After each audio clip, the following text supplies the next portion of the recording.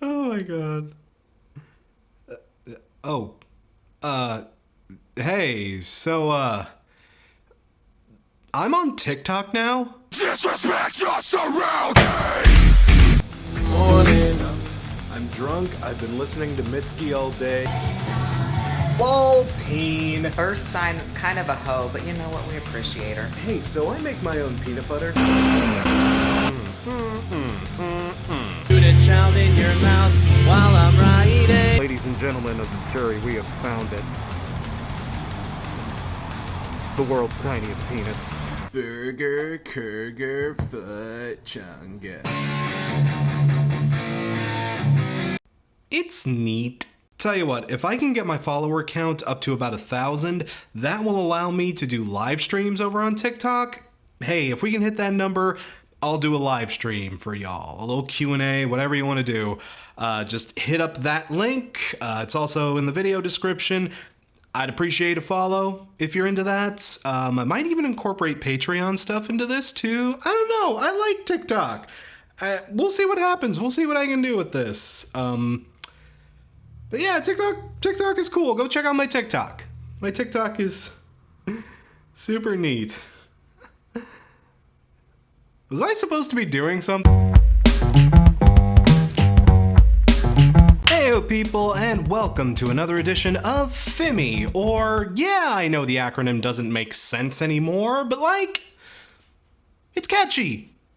It's a catchy name. We're keeping it anyway. I don't care. On this episode, we have yet another 40 records we'll be talking about, 20 picked by me and 20 picked by the lovelies over at the CTXO private Discord. If you want to learn how to be a part of that and potentially see your own request make it onto a future FIMI, feel free to hit up my Patreon and see how you can join.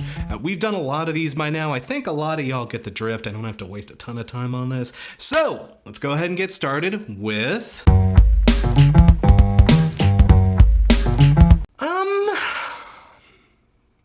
It's okay.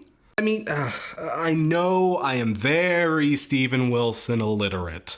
I never really got all that into Porcupine Tree. I haven't even heard a lot of Steven's more celebrated solo work. I got an earful about that when reviewing his last album. People, I'm sorry, I'm glad y'all are having fun, but I don't have time to listen to everything. But I can't help but feel like even a lot of the diehards were kind of feeling me on this one.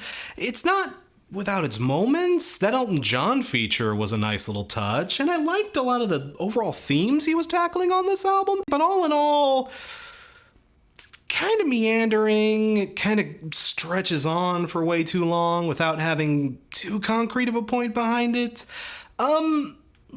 Not like awful or anything. I didn't, not enjoy my time with it, but it's not really an album that leaves much of a mark on my memory. It's fine. It's like generally just like fine.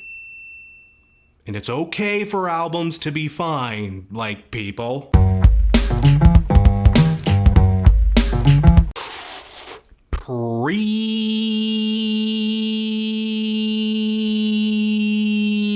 Pretentious. Oh, these precious little art simps. This record just feels like a pretentious record store hipster giving you shit for listening to Insert album here. And the thing is, it's not without charm. It has this kind of punk rock edge to its general sound that I didn't find unappealing. There is talent on this record, but oh my god. For one, the lyrics. The lyrics are just piss-drinkingly asinine, piss-guzzling, piss-all-consuming, just like a whole jug of piss. You know Gatorade when you dump it on the coach?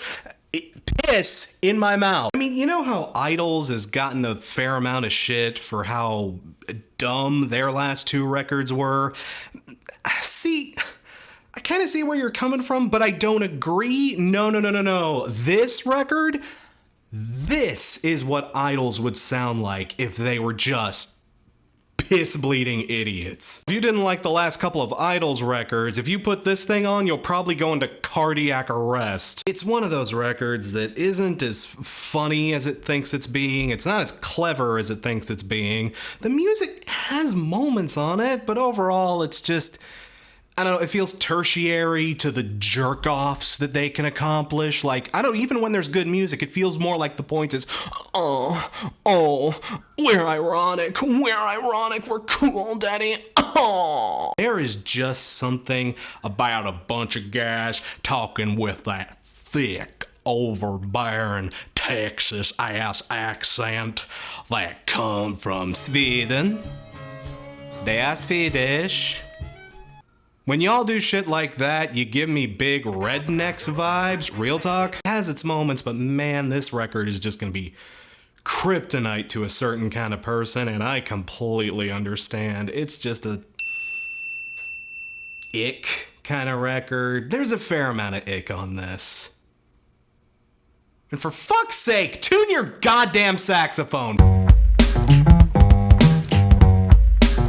Damn, Rap Ferreira is really not sleeping on it, is he? Back in January, he went and dropped yet another record, and this project is a little bit more electronic feeling than his last one. You know, that one went for more the classic jazz feel. This one has a bit more synths, a bit more sampling, a bit more stuff like that. But despite pivoting away from the jazz feel just a little bit here, it does still feel like the poetic element is strong. Hell, probably even stronger than the last one. The last one had a lot of poetry in it, y'all. Movie quotes talking about poetry and interviews from famous poets discussing poetry and the art of poetry and how to be a poet and how no one is truly a poet and how being a poet is born into you and you just discover it. I don't know, the message feels a bit more jumbled here compared to Purple Moonlight Pages. Some of the ideas and some of the things he was trying to do don't feel as fully fleshed out. They feel more like just lumped everything together and hoping that the album would kind of create itself via osmosis or something. You know what? There's still a lot of very fine beats, some very fine lyrics out there, and you know what? Still a very solid listen overall. Not something I regretted spending the time with, even if I wouldn't say this is like album of the year material or anything. Definite recommendation nevertheless. Decent stuff. Oh yeah, I know. All the way back when I made my hiatus video that I said I was gonna set this album aside as an exemption to my no more single album reviews policy. I did try to sit down and write a full review script for this one, but people, I'm sorry, I'm not ready yet. But what's really important here is that this record, first album of the year candidate. This record was a breath of fresh air. Five Iron Frenzy pulled out all the stops on their last record, Engine of a Million Plots, and people, like straight up, they doubled down on this one, and I'm here for it. Calling out hypocrisy left and right from the American religious community, lyrics that are boisterous, socially conscious, and extremely relevant in today's age. The music absolutely slaps, and even better, there isn't really a lot of that dorky, dumb humor that they're known for. I know a lot of you dyed-in-the-wool Five Iron Frenzy fans really like that stuff, but speaking as someone who came on late, that stuff has aged really poorly. Look, I know it was the funniest shit ever, and it made your youth group fun, but the Pants Opera isn't funny once you turn, 12. The band has grown up a lot over the years. They've matured even more on this record, and they are out here some of the best goddamn music of their entire career, if not some of the best ska music that's out there right now. Not even good just by Christian in quotes people standards, but good on just music standards. Absolutely do not sleep on this. Even if you're that guy that doesn't like Five Iron Frenzy, I was that guy once upon a time too. Their last record changed my mind, and this only set it in stone, people. Ooh,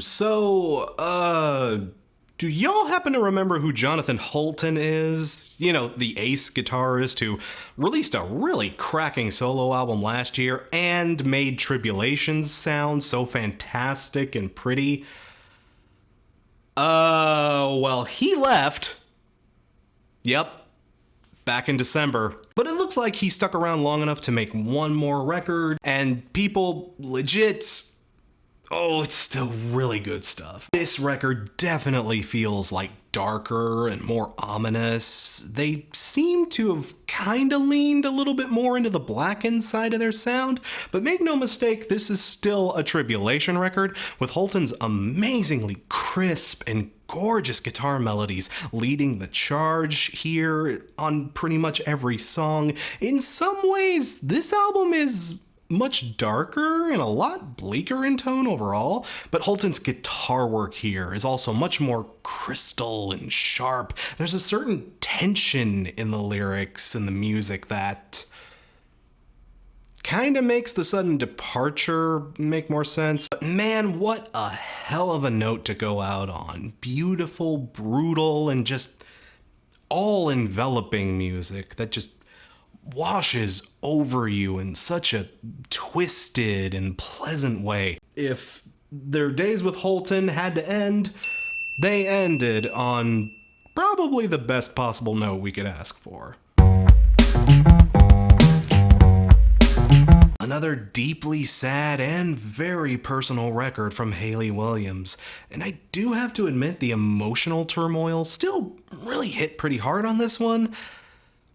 Though, if I'm being completely honest, this record feels more like a companion piece or a side B to Petals for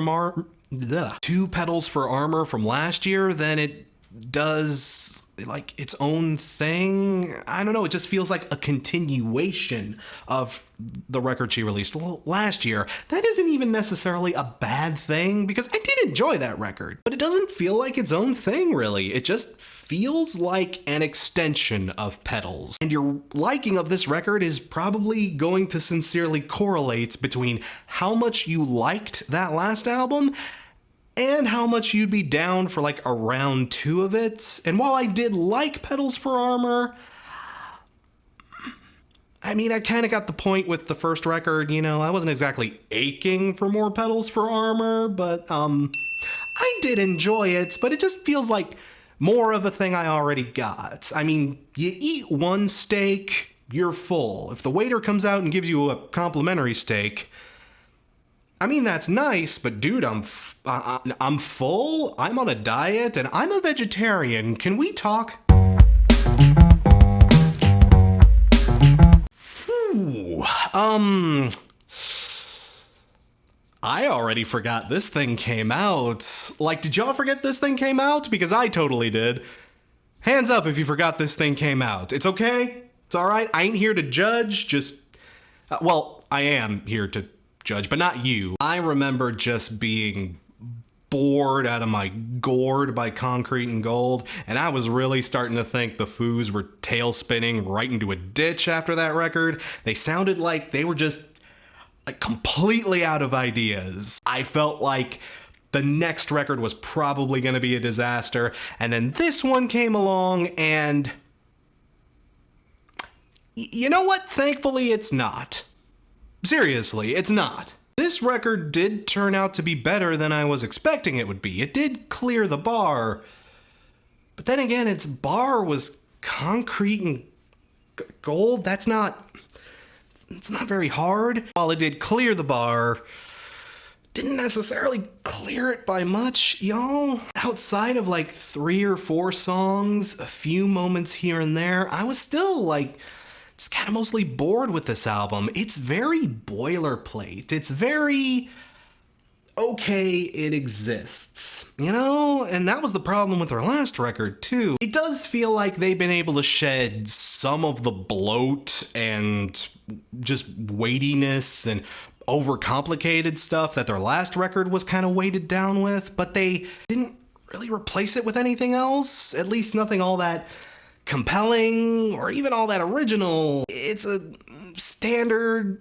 kind of mediocre, just kind of Foo Fighters record that also, in fact, exists, you know? I don't know, I hate to say that too. It just feels like the Foos are spinning their wheels at this point. They may just end up getting stuck in that mediocrity hole that a lot of classic bands end up late into their careers. It happens to a lot of bands, you know? I can just tell by listening to them now, we are never going to get a Color in the Shape again.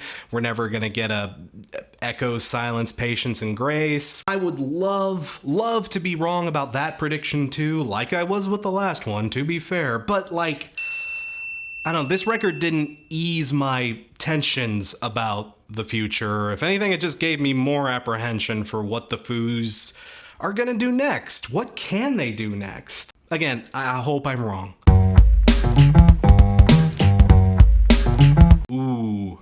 Ooh, this record. In a word, smooth. Ridiculously smooth. Absolutely gorgeous mix of R&B, hip-hop, and even dashes of indie rock and funk in there too. It's an eclectic and very interesting mix of sounds. This is one of those specific kinds of genre-bending records that I really don't feel comfortable classifying as any genre. I mean, could you call this a hip-hop record?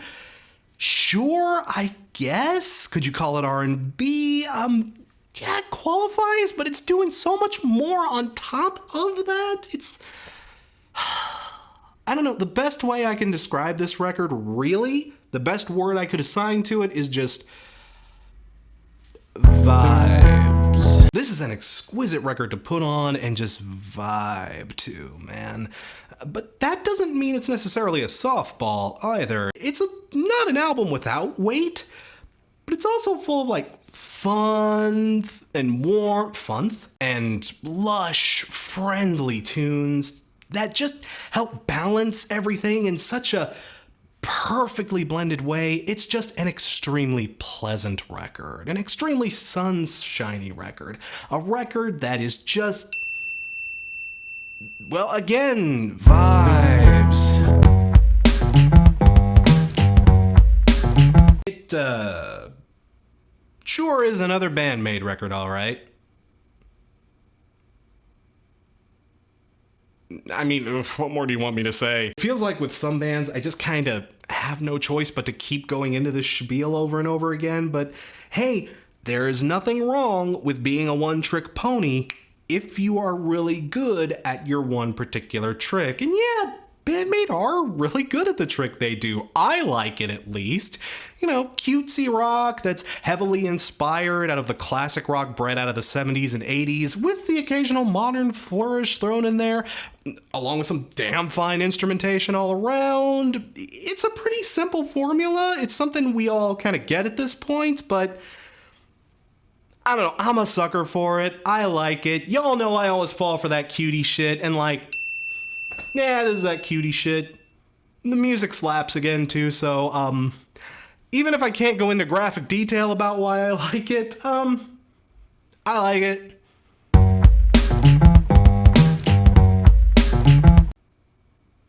Oh, don't give me that look. Don't tell me you weren't morbidly curious about this one too. What can I tell you? It's not very good. Robin is still on that weird, like, bossa nova kick that he was on his last record, but this one has a weird tendency to get all Latin flavored in places. A lot of Spanish guitars and Caribbean rhythms and shit like that. Okay. This was supposed to be your big bounce back record from Paula, dude. This was supposed to be the one to win us all back over, and the best idea you got is... We're gonna bring back the Latin fad! I mean, I almost feel bad about this, you know? This is kicking a man when he's down, but Robin Thicke, he just seems doomed to be that cornball lounge act for the rest of his career. There is just very little to talk about here, and honestly, those are the hardest albums to write stuff about, so... at least he's not creeping on anyone anymore. Or if he is, he's creeping in such a way that it's so bland and innocuous that no one could possibly know or care. It's been a dry couple of years for symphonic metal here. I feel like there have been way more disappointments than triumphs here over the last handful of years. Cue every contrarian in the comments saying, but this record came out actually and you're 100% wrong. You're boring. You are boring. You are a boring person and literally no one likes you. I was kind of worried that we'd probably get more of the same from Epica here. And instead they ended up putting one of the best symphonic metal records I've heard in years. It's been about 5 years or so since they dropped their last proper record, but you can tell they spent that time cooking this album up to be as good as it possibly could have turned out, because damn, this is a really nice treat. Lots of great high moments, lots of room to breathe, lots of nice slower moments to kind of balance everything out. Everything crescendos and decrescendos and a nice mix. Nothing feels too overwrought or cheesy. It's just earnest enough to be compelling while not taking itself so po-faced seriously that it isn't fun to sit through. People, it never felt its length. It is just a wonderfully well-balanced record. And that is really hard to do in symphonic metal. Legit may be the best symphonic metal record I hear all year. And if it's not, then symphonic metal is in for a hell of a year.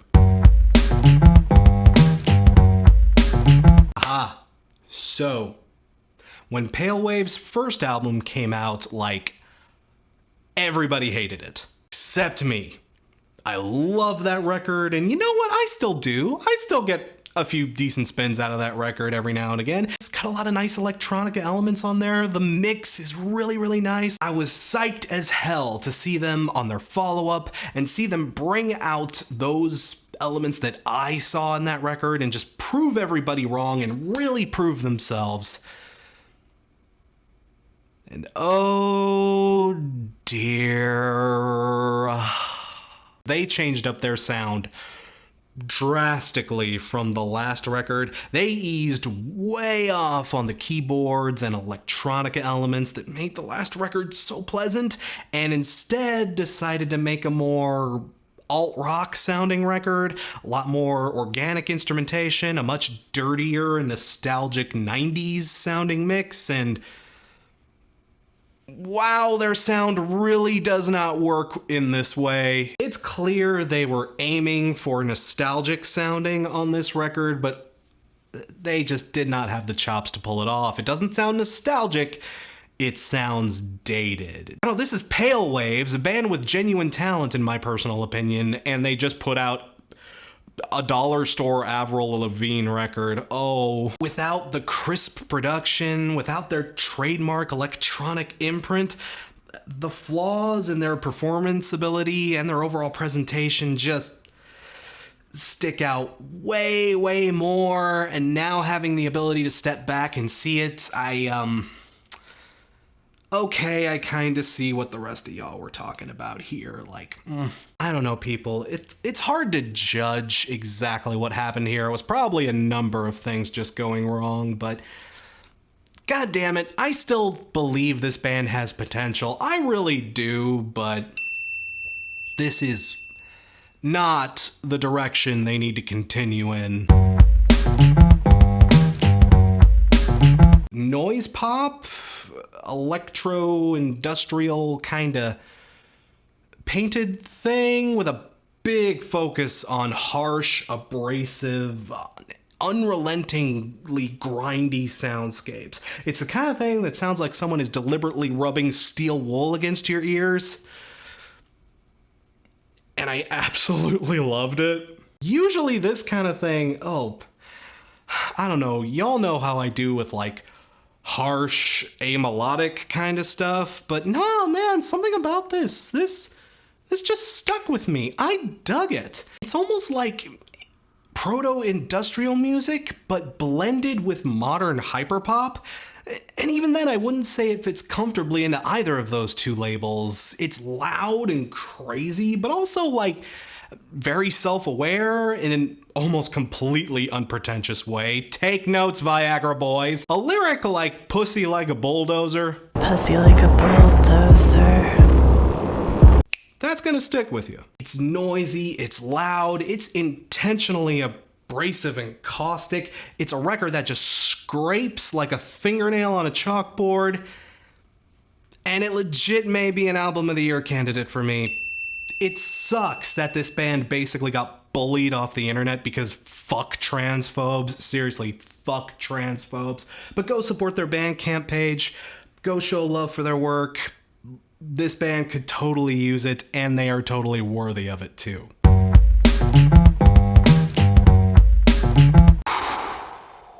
A frustrating record, I gotta be honest with you. But even by that late period Evanescence kind of standard, this is just not a great record. It's extremely mediocre at the best of times, and it's further kneecapped by its horrible mix. Horrible mix, people. This may genuinely be one of the worst mixed records I've heard so far this year, at least by a big name artist. Amy's vocals are way too far in the front. The rest of the instrumentation is pushed way too far in the back where nobody can hear it. And even then, none of the individual elements of the sound they're trying to create ever gets a moment to shine. Everything is just muted and flat and kind of ugly. Even Amy's voice, she is the loudest thing on the record, but you still have trouble understanding what she's saying. Like,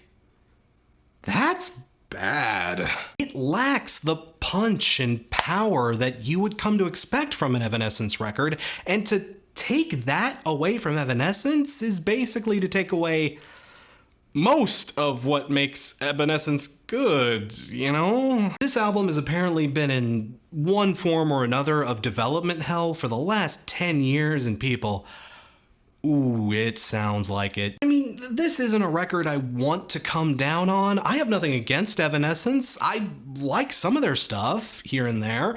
You know, this isn't a record I have any, reason to be provoked by, but I don't know, the mix is bad, the music is dated and poor and ugly sounding. If I were more of an Evanescence fan, I feel like I would be way more let down, is all I'm saying here, people. Decent, if not a little bit underwhelming, if I'm being completely honest. Again, we've got a record here that seems like it was bitten in the ass by production issues, especially considering how just massive and explosive Holy Hell was.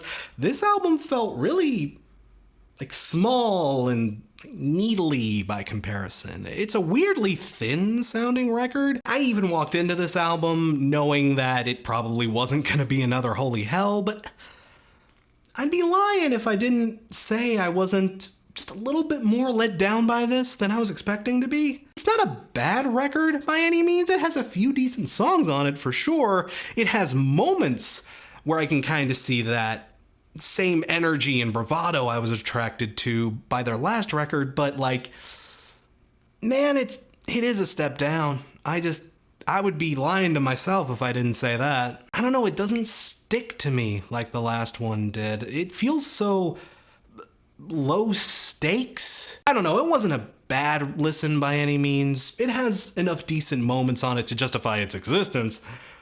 Lol. But, I mean, overall, I don't see this one making my albums of the year list necessarily. Not a bad record overall, but just, I was kind of hoping for more. Maybe that's just me.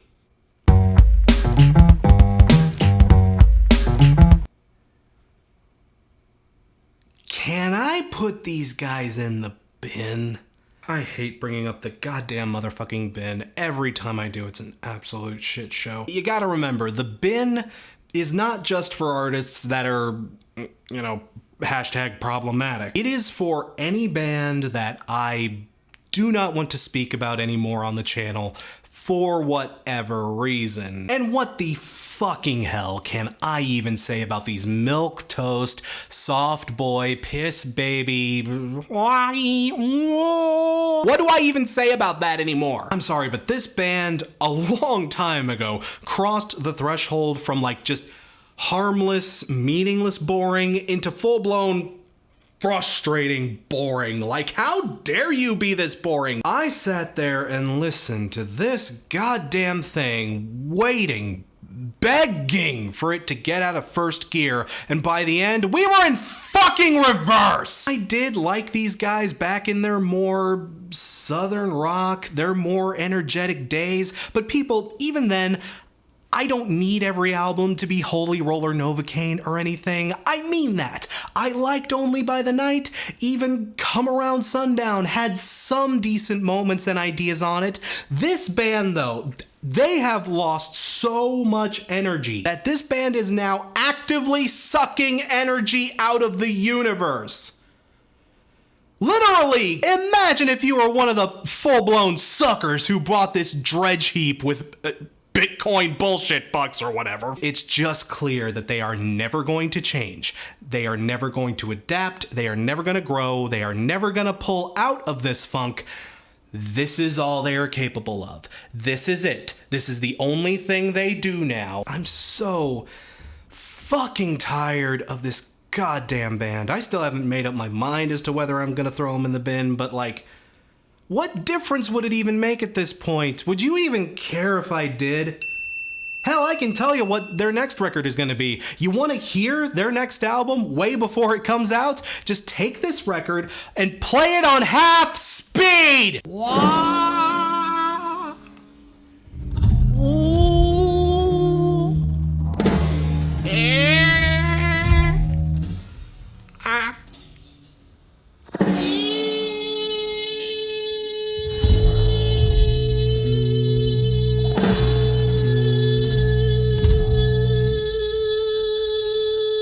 Is this annoying? Imagine it for 45 minutes!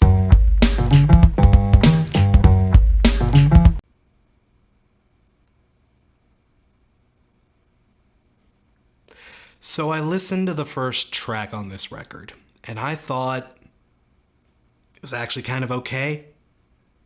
I liked Brick Wall, I honestly did. Then I had to think to myself after hearing that track, okay, is this record just getting overhated? Is this just one where the anti-hype is just killing it? Is the potential still actually...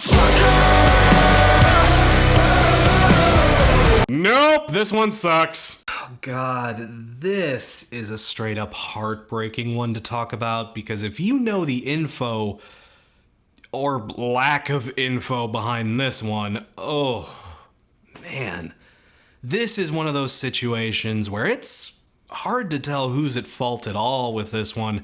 Was the band being delirious? Was the label forcing them to tack on a bunch of shit nobody asked for? At best, this album is misguided. At worst, full-blown delusional. Fuck You Money exists. I could make a stronger argument there, but I'm not going to. Fuck You Money exists. I could do like everybody else and give you the highlight reels of just every fucking thing this album does wrong, but like, who hasn't already done that? People, yeah, it's bad. It's bad. It's exactly as bad as you heard it is, and to be honest, it may even be a little bit worse. Yeah. This one sucks, people. There's just no easy way to get around it. But to me, people, it's not even that it's bad necessarily that hits me the hardest here.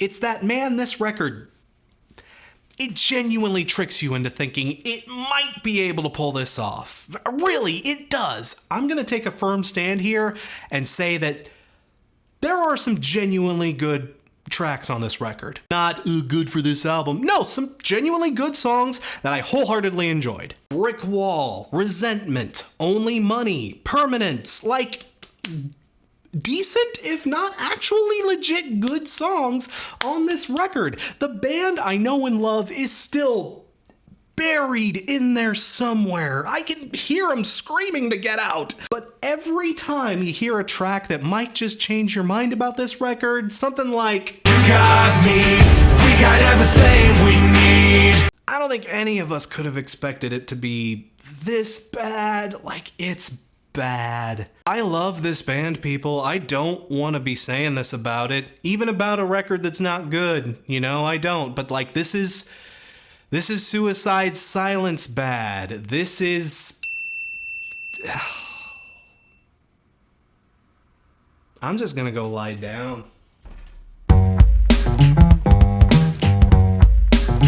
Oh hey, since we're on the subject of squandering potential, oh man, after hearing this record, that whole Cokie the Clown situation really starts making more sense. Fat Mike's voice is just completely fried out at this point. His vocal cords are like almost completely shot. And that's not the only thing from Cokie the Clown that got carried over. Oh joy. The dour overall tone, the low tempos, and complete lack of energy, a lot of that got imported over too. Not quite to the extent of Cokie, but this is still really a lethargic and listless freaking record. It just does not want to be here. And like, real talk, the song Fuck Euphemism, I'm sorry, but that just rubs me up the wrong way.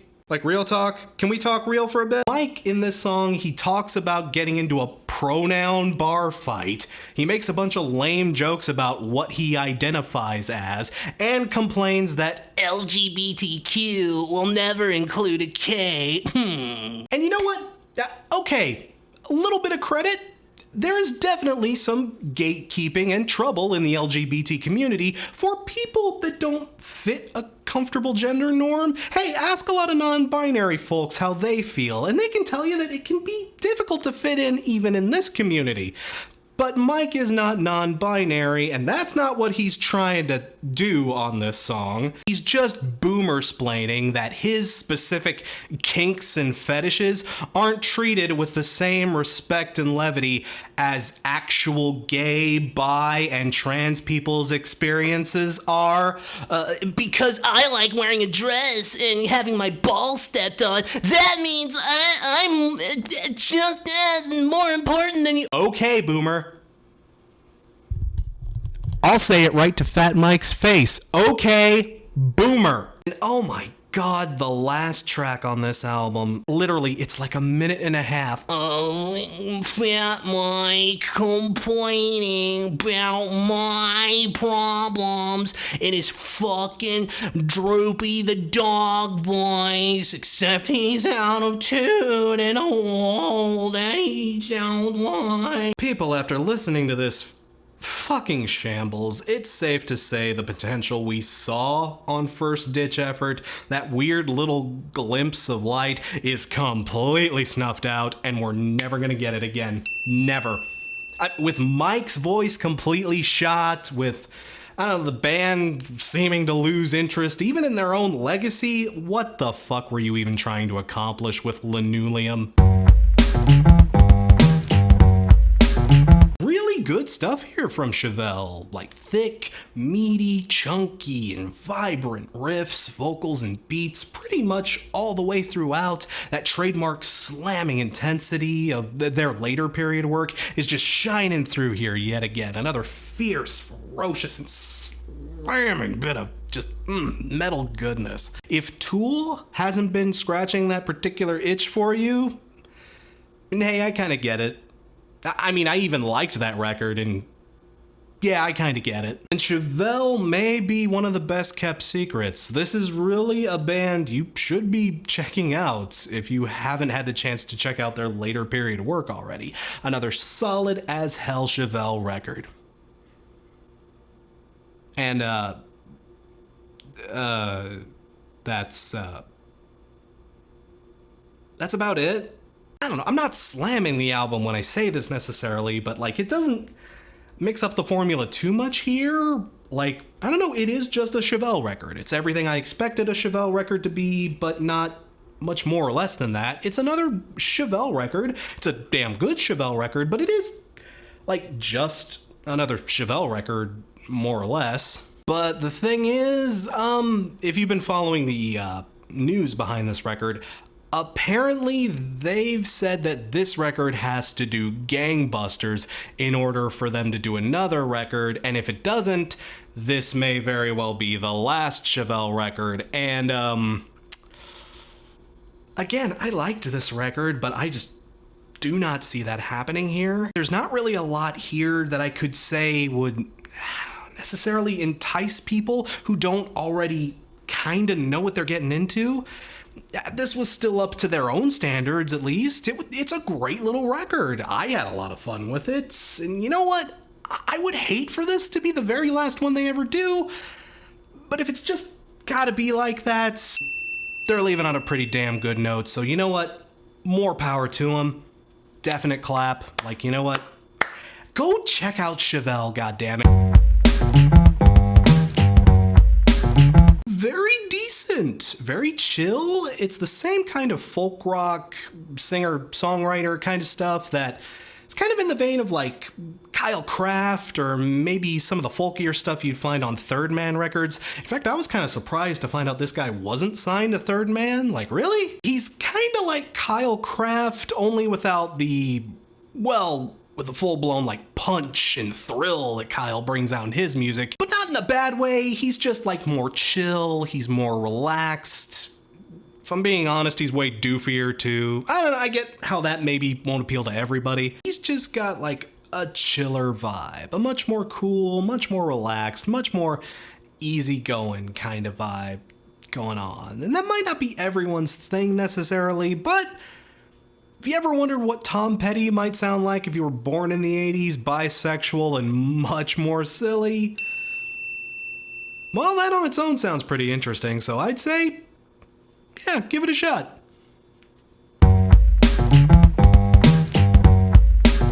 This is one of those bands that likes to blend genres a lot. It's one part ska, one part punk, but it's also got like big traces of hardcore and metal in there sometimes, and it's only sometimes does it actually work.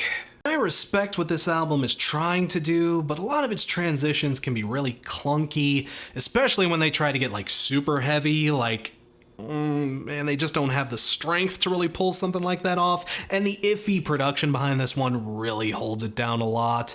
It's an album that just sounds like ass overall, and not like in a legit punk way, just like an ass way. Credit where it's due, there were some genuinely interesting ideas and song concepts on here. It wasn't an album I hated by any means, but like, man, there was just a lot holding this particular record down. Yeah, I just couldn't get behind it. I wanted to get behind it, but I just like couldn't, you know.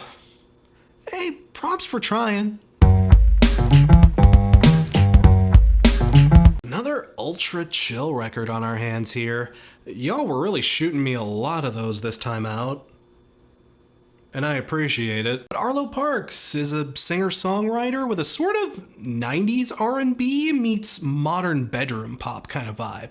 She has an absolutely seductive and sweet vocal range too, and a very warm and comforting approach to her melody construction. Again, this is vibe music, man. This is the perfect thing to put on and just let the bullshit of the day just melt away. Fuck that shitty day job. Fuck all the shitty Karens screaming at you about bullshit that doesn't matter. Fuck all of it. Fuck all of it.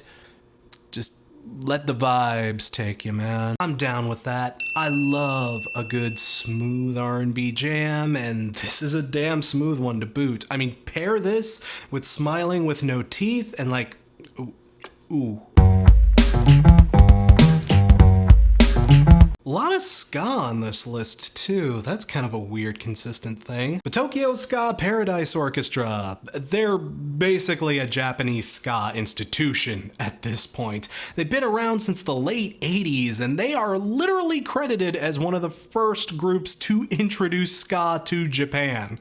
And like, what do they have to prove at this point? That having been said, this was a nice little trip. This is a very peppy, lively, very traditional sounding ska record. Big emphasis on horns, pianos, a lot of stuff that almost feels like swing music or like dance jazz. It's got a lot of liveliness. It's overall a really fun time. If you want ska that leans less punk and more like dance hall with a lot of silly swagger to it, hey, this is a fun time. A fun, more traditional kind of ska time. And you know what? It's very good for what it is. I definitely got a lot of respect for it. Good stuff.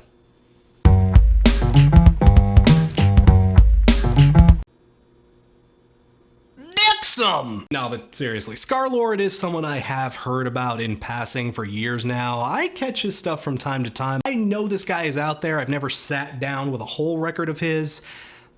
But having done so, this guy's style just really doesn't appeal to me. He blends the heaviest parts of trap with the heaviest parts of nu metal. Coats everything in a thick layer of like angry #edgy shit. I don't know, hearing his singles out in the wild, I kind of got the idea with those. I wasn't sure how I was going to handle an entire album of this guy's stuff. And you know what? There really just is no nice way to say this. Once you've heard one Scarlxrd song, you've heard them all. Maybe that's not fair. Maybe it's just not something that personally appeals to me. I do like how intense he is. He is making every track just raw and explosive as he can possibly make it. The guy does go for it. There's a part of me that respects that. But it's all just so caustic. There is almost no melody, no hooks, nothing you can actually attach your mind or your ears to, nothing you can kind of jam along with. It's all just, I need a little more substance than this. That's the thing. There's just nothing to this music. I guess people who are into Scarlxrd are probably going to get what they want out of this. It is, in fact, another Scarlxrd. But speaking as an outsider, people, it all just sounds the same to me. It's all just, it's all just, it's all just, Mommy, I want tendies! Spell tendies with an X!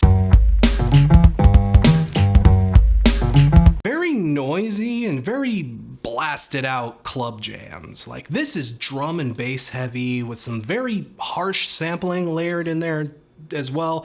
Not too harsh though, just enough to like get your body moving. It's very loud, it's very bombastic. It is very queer and very black. So it is what it says on the tin. I would say it achieves everything it sets out to achieve, really. It's loud, danceable, it's techno-tinged. If you want something that's just a hell of a nice little danceable affair, hey, this is a nice little thing. It's only 16 minutes long though, so it's like the teeniest slice of that you could possibly ask for. But you know what?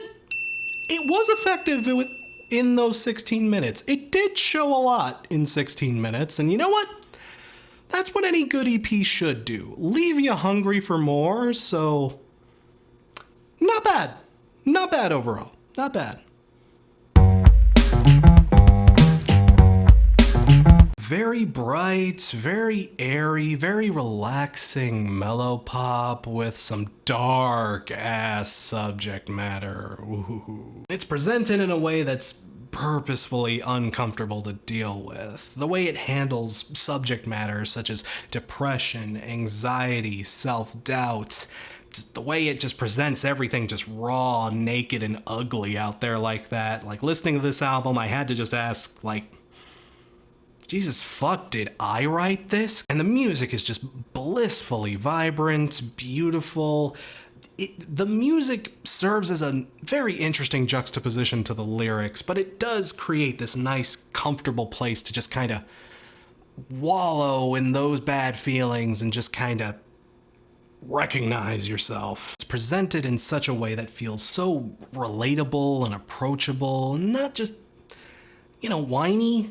Sometimes albums like this can get really whiny. Not to mention that Jetty has an absolutely lovely set of pipes that sort of sound like Hayley Williams and Kesha if they were both taking things down a bit. If they were both on like the slower, kind of easier side of their vocal range. Like, it's not trying to belt, it's trying to like lull. And man, it lulls you directly into that sweet spot. People, it hits. It genuinely does hit. I was feeling this. Don't know what that says about me. Oh, hey, I remember these guys. I caught their last, well, technically their last record, back when Mania dropped and I needed to cleanse my palate. It was a nice little piece of upbeat art pop, their last record, and this record is kind of more of the same. It's a bit heavy on the stuttering electronics and the more jagged sounding harmonies. A lot of music is going in that direction. I guess hyperpop is all of our futures now. Some of the synth tones on this thing sound like they were created by smashing their Casios against a bollard a few times, and then they made the beats by chucking their drum machines at a brick wall. It's kind of one of those records, but I'd say it has genuine charm, even if it can be like just a little bit artsy fartsy in places. I mean, part 2 of the track Silence is literally just 1 minute of silence. I see what you did there. You're clever, boys. But like nothing too offensive here, nothing like Viagra boys, irritable or anything, you know. And either way, it has the jams to justify its existence, so even if it's not aces all around, still decent stuff. I had a fun enough time with it.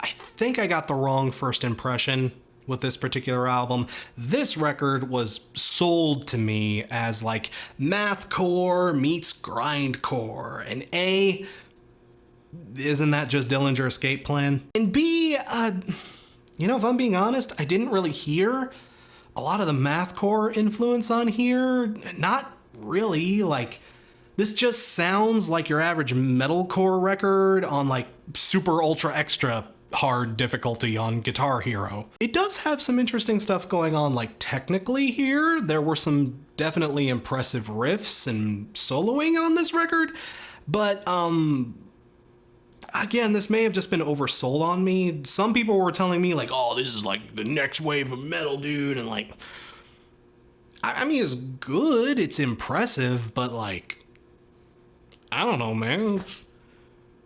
Like I say, I've heard Dillinger Escape Plan. I know what this is. It's still really solid, and it's got a hell of a slam to it. And especially for a trio, there is some genuinely impressive stuff here. They create such a thick and full sound with just 3 of them there, you know?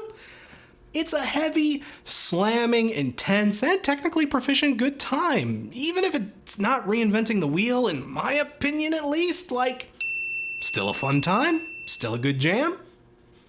I'm having fun, so why complain? A new band out of South Korea. Now, usually when we talk about bands from South Korea, at least in America, we're talking about... Look at you, now look at me. Look at you, now look at me. You know, not that there's nothing inherently wrong with that, but that's what we usually think about when we think about South Korean music in the West. These guys...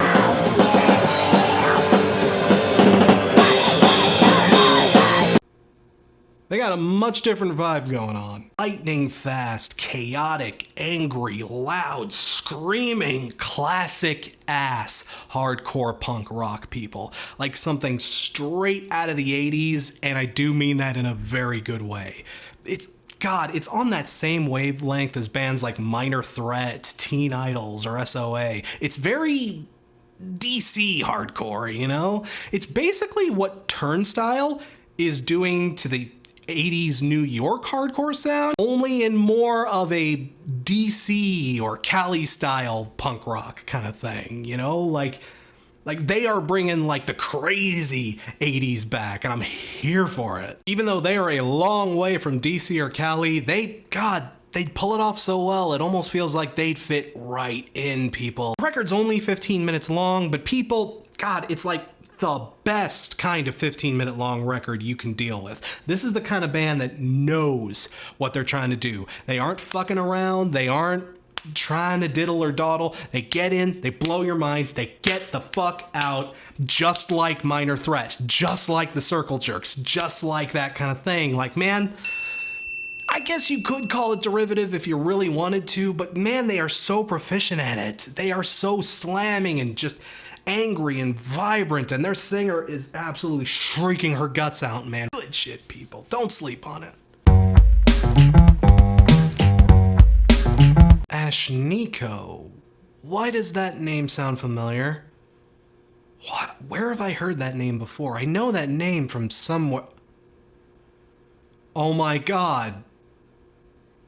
TikTok. I gave your girlfriend cunnilingus on my couch. Oh my god, I have to review this now. She likes to classify her music as angry punk, hip-hop, sad girl, feminist, bubblegum, poo-poo music. And all I can say to that is, accurate. I can't even deny she's got a charisma and confidence to her that is absolutely wonderful. Girl doesn't even give half of a fuck. Like, she knows her aesthetic, she knows how to present herself like the baddest motherfucker in the room, and just like, look at her. Look at her. Getting big Maki Ito vibes out of her, not gonna lie. Simp or die! Simp or die, you fucking fuck! Her general style seems to lean more on like the pop side of things, with a heavy hip-hop approach to her vocal stylings. She does kind of lean on the chaotic cutesy side of things, but she is not without claws either. Like, not to mention she's got pretty legit bars and sincerely legit vocal ability to help back it all up, so yeah, dude. Hot take, I like her version of Skater Boy better than Avril's. Fight me. Y'all know I've always been a sucker for the cutesy shits, and like, well, this is technically the cutesy shit, I guess, but this is like the hard cutesy shit. Like, this is the cutesy shit you tie one off for. So an artist originally known for his hip-hop related content decides to pivot to more of a pop-punk, emo-centric kind of sound. Does all this sound familiar? Well, it should, because this is almost exactly like Tickets to My Downfall if it weren't plagiarized bullshit. He actually seems to understand how to make a unique and appealing emo melody without just doing a fucking copy pasta. The instrumentation is pretty good, and he didn't have to hire Travis Barker just to make it tolerable either. And the dude has a pretty decent sounding singing voice too, no less. I wouldn't say he's like reinventing the genre or moving in any bold new directions or whatever, but he seems to respect the roots he's drawing from and isn't just trying to wear them like a poser wearing a vintage t-shirt of a band he's never listened to. Look, I'm sorry to keep hammering on the MGK comparisons, but they're hard to avoid in a record like this. But the thing is, and this might taint your opinion a bit because I know it kind of did mine, apparently this guy is like bestest buddies with MGK. So the timing of this record, I mean, can't be a coincidence. Ugh. I don't know, that like changes things a little, doesn't it? Is this guy copycatting a copycat? I don't know how I feel about that. You know what? Even if that is what's genuinely going on here, I gotta give more points where they're due because I don't know, this record is just genuinely better to me. Like, it's more unique and interesting, and it's much more fun to listen to. God, if anything, this record makes me hate Tickets to My Downfall even more, because even the people who are copycatting MGK are doing him better than he can. Like, I did not want to talk about Tickets to My fucking Downfall past 2020. Oh my God, what am I doing here? Very brutal deathcore, like very heavy, super growly, very big on the blast beats and machine gun drumming, with some questionable things on it. I won't lie, there were a lot of moments where I wanted to like this record, but weird stuff kept happening on it. The guy from I Prevail features on a song, which, okay, really not my first choice for brutal deathcore, blah. But okay, I guess he doesn't get too in the way of things, so alright, whatever. And then Frankie goddamn Palmieri shows up later and is like, why? Why? You were doing so good, why would you?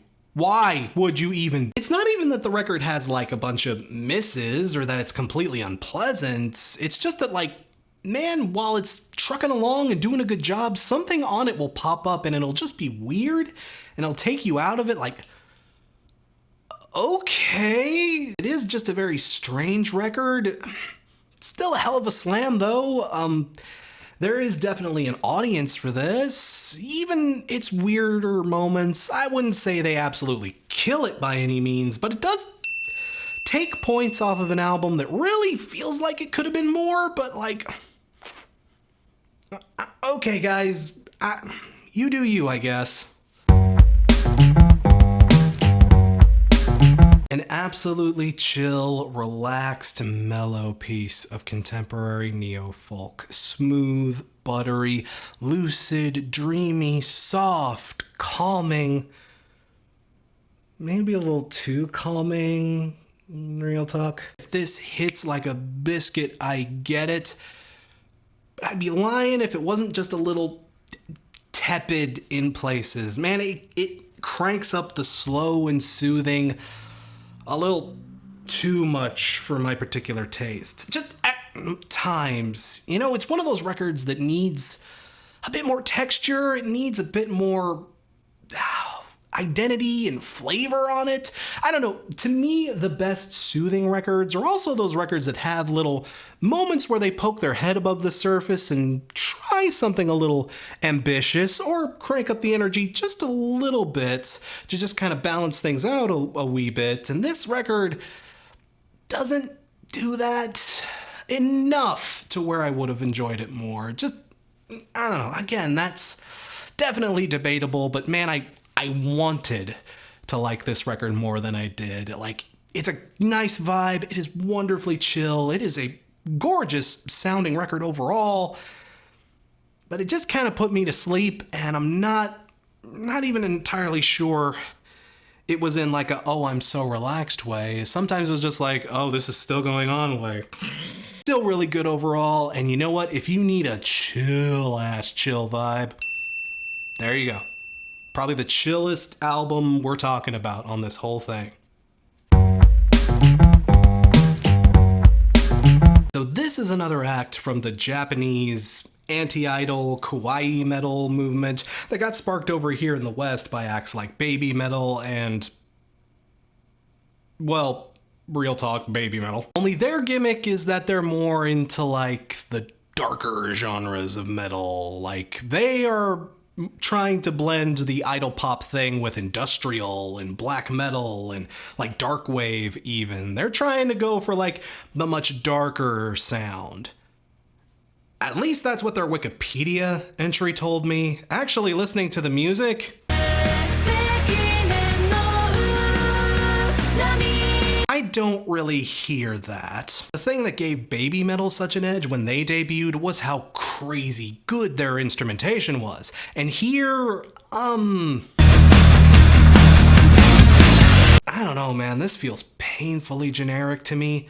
Not to mention the production here is nowhere near as good as something like Baby Metal. They can't even seem to really commit to their own gimmick. The blackened side of their sound barely feels like it shows up on this record, and this thing just goes on for so fucking long. I don't know, these days it takes more than, oh hey, we're metal, but kawaii, to impress people over here. I mean, hell, Baby Metal is old news at this point. Baby Metal's been around for literally a decade now, and wait, holy shit, for real? Really, they've been out 10 years. Oh my God, I am so old! Confession time. I'm not really a big Alice Cooper fan. I'm not a hater by any means, but I am a greatest hits bitch at best. And even then, like, I don't know, I can take him or leave him. I'm not really bothered by anything Alice does. I like Feed My Frankenstein, but I feel like my love for that song is more attached to Wayne's World than it is to him. And this record, I mean, well, People, it's not good. It's genuinely pretty not good. The production is ass. But I mean, I don't know, in my opinion, Alice has always had pretty shaky production. And the lyrics and melodies, they all sound like a bunch of wannabe biker, boomer bullshit. But Alice Cooper is also 73 years old as of this recording, so yeah, of course he's writing lyrics that sound like your grandpa. He is a grandpa. Speaking as someone who isn't into Alice, there's just not a lot to really get out of this record, but does my opinion even matter here at all? Alice Cooper fans are probably getting exactly what they want out of this, and like, I'll say it's not offensive necessarily. There isn't anything to like raise a stink about. It is what it is. It's not hurting anything. I mean, yeah, it's not good, but Grandpa's having his fun. Let Grandpa have his fun. He's not hurting anybody at this point. At least it's better than Hollywood Vampires. I'll give it that. Instrumental ambient synth pop with traces of metal and chiptune. Yes, I know that sounds weird on paper, but just trust me on this. This album somehow makes it work. This record almost reminds me of Plasma Cutter from last year. That was another record I was really not expecting to work, but man, these guys were able to blend everything in such an interesting, bright, vibrant, and just, like, it gets heavy, but it still maintains the vibe. That is so hard to do. And these guys do it, and they do it well, and like, man, I just gotta show a lot of respect for that. Again, it's another really scant record, just barely 20 minutes, and 20 minutes of instrumentals at that. So I get how this might not be everyone's thing, but man, the fact that as I was listening to this, I was just aching, pleading for more of it. Again, that's what any good EP does. It leaves you hungry to hear more from this band, and like, wow. I really hope we hear more from this band because damn. A new alt-rock band that definitely feels like they're pulling from the late 90s and early 2000s kind of motif. That's another thing that's been going around lately. It's a little snotty, it's a little poppy, a little heavy in places, but never too much of any one thing. It's got a lot of energy, the performances are very solid, their vocalist is extremely talented. This was definitely a very fun little EP. Not perfect by any means. Again, it does feel really derivative. It does feel like it's trying to take from that late 90s, early 2000s sort of nostalgic vibe, maybe a little too much. But they did a better job at it than Pale Waves, so, you know, credit where it's due. Damn. For a debut EP from a brand spanking new band, this isn't too shabby at all. It's a nice proof of concept for what this band could be in the future. And yeah, I'd say there's definitely real potential here. I like what I hear. I wouldn't mind hearing more. And again, that's what any good EP should do. So ding, they nailed it. Good for them. Aw, Pupper. You know, Pupper, you doggo boy. Aw, I love it. I love it. Well, not the record. Honestly, the record's pretty mid. The band tried to come off as hardcore punk, but the vocals are too pop punk and the instrumentation is too alt rock, and honestly, it doesn't sound like any of the three genres they're trying to rub up against. It's fine, whatever, it's okay, but it's mid as fuck. I really just did not remember a goddamn thing from the album musically, but look at that doggo! That is a good doggo! I mean, okay, fine. If you're a big fan of Pup or like maybe Puppy, maybe this band will hit with you, but I don't know. I wasn't overall impressed. Was that on purpose? So imagine if Gojira just completely fell off the deep end and decided to make like full black metal. Like, yeah, and it's good too. It's extreme metal that has some of the thickest and chunkiest melodies I've heard so far this year. It would take a fucking jackhammer to carve through this record. It's so thick, it's full, it's vivid, it's livid, and it really does just sound like the end of the fucking world. Man, they were going for that aesthetic and they fucking nailed it, man. This thing is just apocalyptic on a scary kind of level. And the production is absolutely wonderful to boot. Nailing the production on these kind of records is so difficult, and so many albums just don't get it right. But this one, y'all know how much of a soft little baby bitch I am when it comes to like the blackened stuff and the ultra super heavy stuff. Y'all know how icky I can be about that. So the fact that I'm walking away from this record happy should let you know what you're in for here. This is good stuff. Just can't even deny. Go for it. You know, I never really followed Ritchie Blackmore's post Deep Purple Rainbow output or anything like that. I just kind of lost track of him after that. But if you just sat me down and had me blind guess what he was probably doing these days, I'd probably just take a stab and say jaunty, medieval sounding Celtic folk that sounds like it was ripped straight out of a Renaissance fair? Wasn't it you who was feeling the street? Well, would you look at that? Yeah, that's basically what we got here. It is what it says on the tin. It's very medieval, it's very folky, it is very medieval times. Although it is kind of quirky in that it has these rare moments, like the one on, do y'all mind if I just call this one The Last Musketeer? Ritchie decides to pick up his guitar and, like, you totally were in Deep Purple, weren't you? I don't usually seek this kind of stuff out, but it was good for what it was. There's even a nice little cover of Wish You Were Here. How I wish. No, not that Wish You Were Here. Wish you were here, me oh my. What's even scarier is they do a pretty decent job of it. How did rednecks show up twice in this episode? And there we go. That's the first FIMI of 2021 all wrapped up. Thanks again for watching. Thanks to the peeps over on the Discord for their suggestions. Be sure to follow me on the new TikTok if you haven't already, and stay tuned as I will be doing that director's commentary live stream I promised on Patreon for Into the Unknown. That's going to be coming up sometime after this video. Sorry it's taken me so long to get to that. Life just kind of got in the way, y'all. Sorry, I've been busy. I know it sucks. Thanks again for watching. I'm Crash Thompson, and I will see you in the next video.